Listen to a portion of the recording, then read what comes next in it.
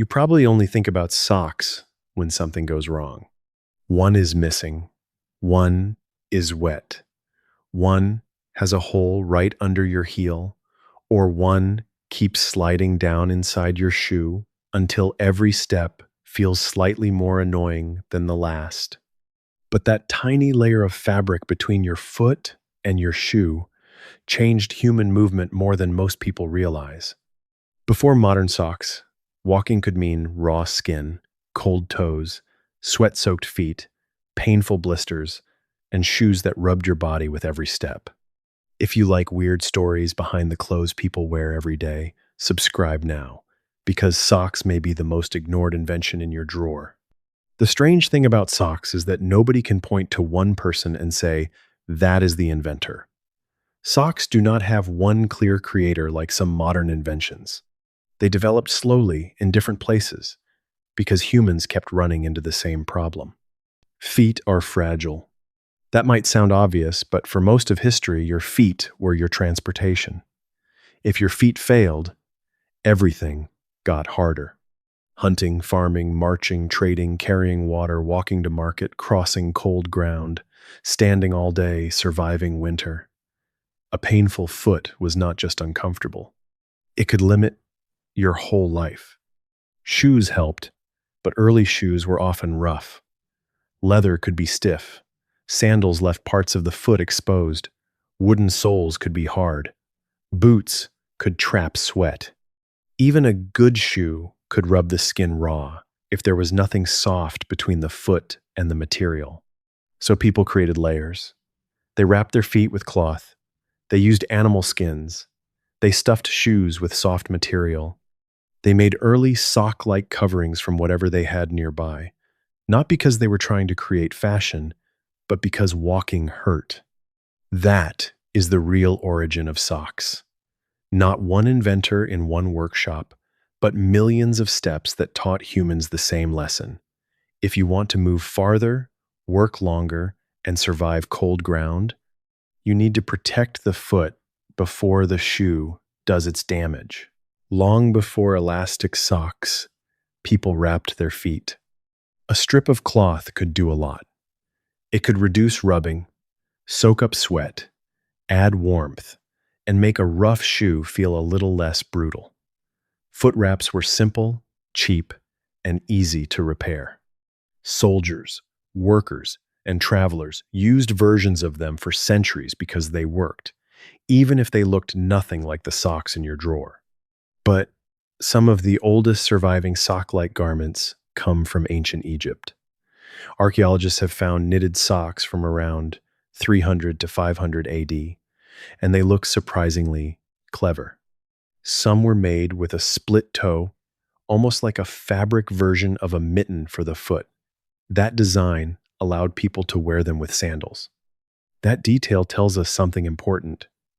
Early socks were not just about warmth. They were built around real shoes, real climates, and real daily habits. If people wore sandals, the sock had to work with sandals. If people lived in cold places, the sock had to trap heat. If people walked long distances, the sock had to stop the skin from being punished over and over. The materials changed depending on where people lived. In colder regions, wool was valuable because it held warmth, even when damp. In other places, linen, woven fabric, animal hair, or leather-like coverings could be used. The goal was always the same: create a buffer between the foot and the outside world. And this buffer changed walking in a quiet way. A shoe protects the foot from the ground. A sock protects the foot from the shoe. That second protection matters more than people think. Without it, every step can create friction. Friction turns into heat. Heat turns into irritation. Irritation turns into blisters. And once blisters open, walking becomes painful fast. In a world where people had to walk far more than most of us do today, that could be a serious problem. So, Socks were not invented because someone wanted cozy feet on a lazy morning. They came from a much older need, the need to keep moving without the body breaking down from the inside of the shoe. And once people realized that a small layer could change the entire experience of walking, socks started becoming more than protection. They became something people could show off. For a long time, socks were not hidden. Today, most socks disappear under pants and shoes. But in earlier centuries, leg wear could be one of the most visible parts of an outfit. Stockings, hose, and long-fitted leg coverings were tied to status, fashion, and power. In medieval and early modern Europe, wealthy people wore carefully fitted hose or stockings made from wool, silk, or fine linen. These were not the cheap multi-packs we know today. They took skill to make, and good fabric cost money. If your stockings were bright, smooth, clean, and well-shaped, they told people you had wealth and rank. Men especially used visible legwear to show status. In some periods, short garments above the knee made the stockings easy to see. Strong calves were even considered attractive, so the leg itself became part of the fashion display. It sounds strange now, but for centuries, the lower leg was doing some serious social work.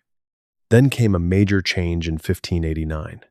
An English inventor named William Lee created the stocking frame, a machine that could knit stockings much faster than hand knitting. The story goes that Lee wanted to speed up the slow work of knitting, though the machine was not immediately welcomed. Like many inventions, it threatened people who made their living by hand. Still, the idea mattered. The stocking frame helped move knitted legwear toward mechanized production. Over time, machines made it easier to produce stockings and socks in larger numbers. What had once been slow, expensive, and highly skilled could eventually become cheaper and more common. That changed who could wear better socks. Not all at once, and not equally for everyone, but the direction was clear. Socks were moving from handmade status items toward everyday necessities. The materials kept changing too. Wool remained important for warmth. Silk stayed connected to luxury. Cotton became more common as global trade and industrial production expanded. Later, elastic fibers would help socks cling to the foot and ankle without constant tying, sagging, or slipping. But even as socks became more available, their most important job stayed the same. They had to protect the foot during movement. And there is no place where that job became more serious than in war, where a bad pair of socks could become more dangerous than most people would expect. In war, feet can decide whether a person keeps moving. That sounds dramatic until you imagine marching for miles in wet boots, carrying weight, with no chance to properly dry your socks. The skin softens, the foot swells, blisters open, dirt gets in, cold cuts deeper. Soon, walking is not just painful, it can become impossible. This is why socks mattered so much to soldiers. A clean, dry pair could protect the skin, reduce rubbing, and help control moisture. A bad pair, or no pair at all, could turn a march into misery. During World War I, trench foot became one of the most brutal examples. Soldiers stood for long periods in cold, wet trenches.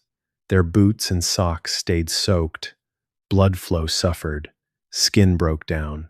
Feet became numb, swollen, infected, and sometimes permanently damaged. In severe cases, soldiers could lose toes or even entire feet. The solution was not glamorous. Dry socks, foot inspections, grease, changing socks whenever possible. Commanders eventually understood that foot care was not a small comfort issue. It was a military survival issue.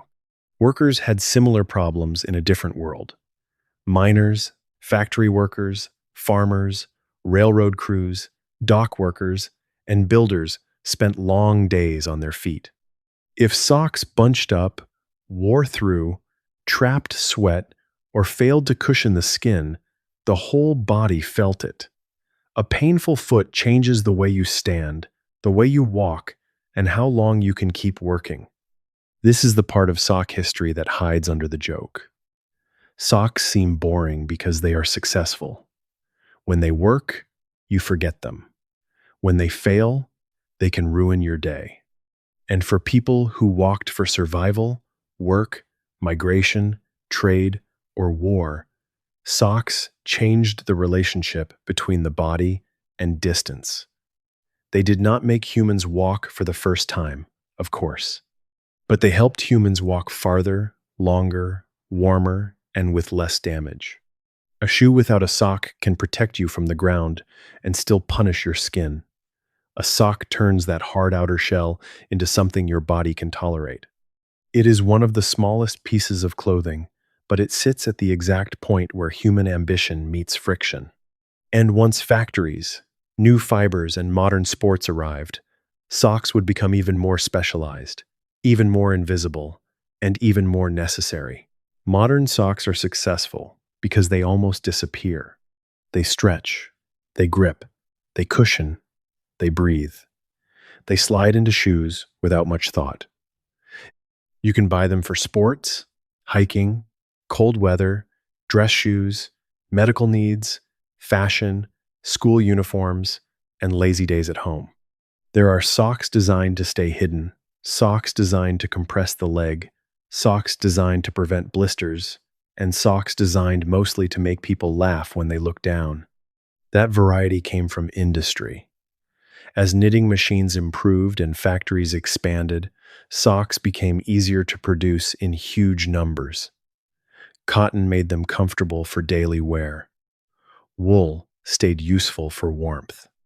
Nylon, introduced in the 20th century, made socks and stockings stronger, smoother, and more elastic. Later synthetic fibers helped socks stretch, hold shape, dry faster, and fit more closely. That changed the way people walked in modern life. Sports, socks, cushion impact. Hiking socks manage moisture and protect the skin during long trails. Compression socks help circulation for some travelers, athletes, and medical patients.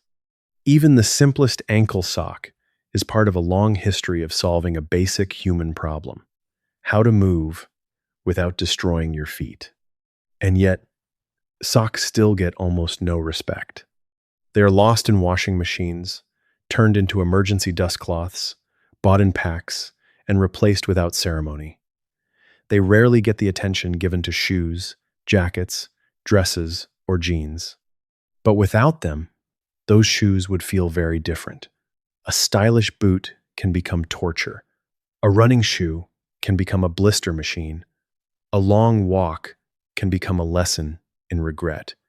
So the next time you pull on a pair of socks, look at them for 1 second before they vanish into your shoes. That soft layer carries thousands of years of human problem solving.